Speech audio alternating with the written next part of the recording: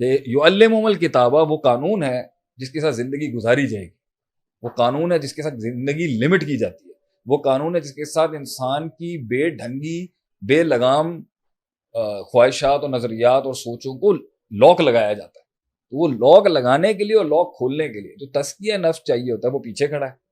یعلمہم الکتابہ قانون سکھانا ہے، والحکمہ تو جو کہتے ہیں کہ چلیں آپ کے قانون پہ ہم بات نہیں کرتے، آپ کی امپلیمنٹیشن دیکھیں 54 ملکوں میں کیسی. تو ہم کہیں گے نبیوں کا تیسرا کام یہی تو تھا، والحکمہ، صحیح، قانون نافذ کیسے کرنا ہے، اصولوں کو نافذ کیسے کرنا ہے، علوم کو کیسے اتارنا ہے اور کس محل میں کیسے اتارنا ہے اور کیسے رکھنا ہے اس کو. یہ تو حکمت تھی. علم استعمال کیسے کرنا ہے، قانون استعمال کیسے کرنا ہے، اپنا قواعد کیسے استعمال کرنا ہے. نبیوں نے تو یہ کام کیے ہیں. تو یہ ہے میری نظر کے اندر وہ کلی جس کے ساتھ آپ نے ایک وہ معاشرہ سٹرکچرائز کیا، تزکیہ نفس، قانون سازی اور حکمت سازی.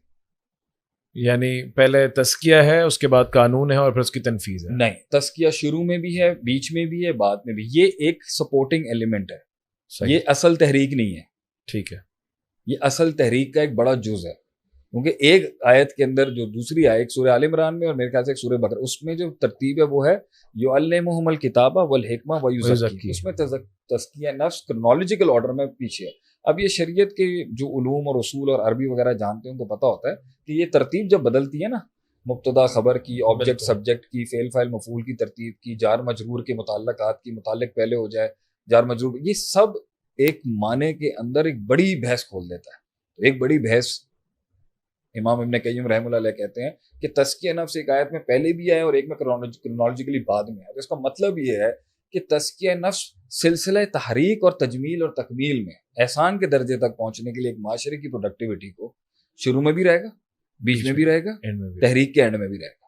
اس لیے جب جنگ اذا جاء نصر اللہ والفتح ہوا ہے، جب فتح نصیب ہو گئی ہے، تم پہنچ گئے ہو اپنے مقاصد تک، فسبح بحمد ربک واستغفر، تسبیح ہے، حمد ہے، استغفار ہے، پھر تزکیہ نفس کرو، پھر نفس کو پاک کرو، چینلائز کرو. You have to go further with all this.